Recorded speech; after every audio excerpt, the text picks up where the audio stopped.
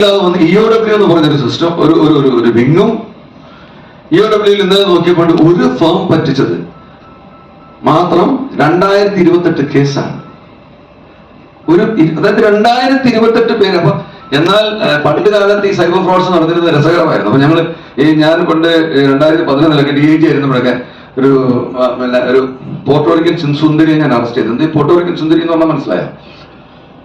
നമ്മുടെ അയൽവക്കത്തെ ദാമോദരനോട് ഒരു സുന്ദരിയായ സ്ത്രീ ഓൺലൈനിൽ വിളിച്ച് പറയാണ്, താങ്കൾ സുന്ദരനും സുഖനും നല്ല എന്താ പറയാ സുശീലനും സർവോപരി സൽസ്വഭാവിയാണെന്ന് ഞാൻ മനസ്സിലാക്കിയിട്ടുണ്ട് താങ്കളുടെ ഓൺലൈൻ ട്രാൻസാക്ഷൻ വെച്ചിട്ട്. അപ്പൊ അതുകൊണ്ട് ഞാൻ ബ്യൂട്ടോറിക്കിൽ ഒരു രാജകുമാരിയാകുന്നു. ഈ രാജകുമാരിയുടെ അച്ഛനായ ഒരു മഹാരാജാവ് $50 ലക്ഷം എന്നെ ഏൽപ്പിച്ചിട്ട് മൺമറഞ്ഞു പോയി. ഈ ഡോളറുകളെല്ലാം എന്ത് ചെയ്യണമെന്ന് എനിക്ക് അറിഞ്ഞൂടാ. ഞാൻ ഓൺലൈൻ തപ്പിയപ്പോൾ താങ്കളാണ് സുന്ദരനും സുഖനും സൽസ്വഭാവി എന്ന് മനസ്സിലായതുകൊണ്ട് താങ്കൾ ഈ പണം ഏൽപ്പിക്കാൻ ഞാൻ തീരുമാനിച്ചിരിക്കുന്നു. ഈ പണം അങ്ങോട്ട് എത്തിക്കാനായിട്ട് ഒരു 50,000 രൂപ ഒരു കൊറിയർ സർവീസിൽ കൊടുക്കാനുണ്ട്. 50,000 രൂപ കൊടുത്തവൻ എന്ത് ചെയ്യും? കുറച്ച് കഴിയുമ്പോൾ ഞാൻ കുട്ടി ഈ പൈസ നഷ്ടപ്പെട്ടു പോകുമല്ലോ വിചാരിച്ച് കുട്ടി 10-15 ലക്ഷം രൂപ പോയി കഴിയുമ്പോൾ ഞങ്ങളെടുത്ത് വരും, സാറേ ഇത് പറ്റി തോന്നുന്നു. അപ്പൊ ഞങ്ങൾ ആദ്യം അവനോട് പറയാം, നീ ആദ്യം കണ്ണാടി നോക്കാൻ പഠിക്കണം. കാരണം നീ ഇത്ര വലിയ സുന്ദരനും സുമുഖനും ഒക്കെ ആണെങ്കിൽ ആദ്യം നിനക്ക് മനസ്സിലാവും, പിന്നെ അയൽപ്പക്കത്തുള്ള ദാക്ഷാണി ചേച്ചിക്ക് മനസ്സിലാവും. അത് കഴിഞ്ഞിട്ടല്ലേ കൂട്ടുകാർക്ക് സുന്ദരി വരുന്നത്.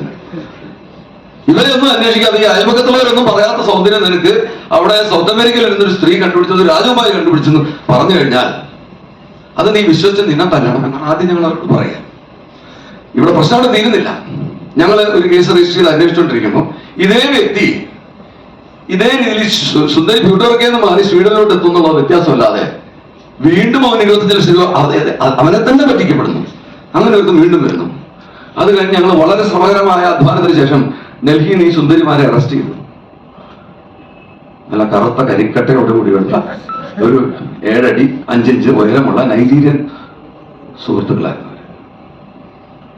ഇതായിരുന്നു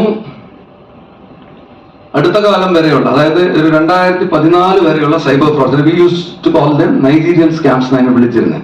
നൈജീരിയൻ സ്കാം എന്നും 419 സ്കാം എന്നും വിളിച്ചിരുന്നത്. കാരണം എന്താ, നമ്മുടെ നാട്ടിലെ 420, അതായത് ഈ കോമൺവെൽത്ത് രാജ്യങ്ങളിലെല്ലാം ഉണ്ടായിരുന്ന പീനൽ കോഡ്സ് വെരി നമുക്ക് 420 ഫ്രോഡ് എന്ന് പറയുന്നതിന് പകരം നൈജീരിയയിൽ അത് 419 ആയിരുന്നു. ഒരു അക്കം വ്യത്യാസം ഉണ്ടായിരുന്നു. 419 സ്കാം അല്ലെ നൈജീരിയൻ സ്കാംസ് എന്നാണ് ഞങ്ങൾ ഇതിനെ വിളിച്ചിരുന്നത്.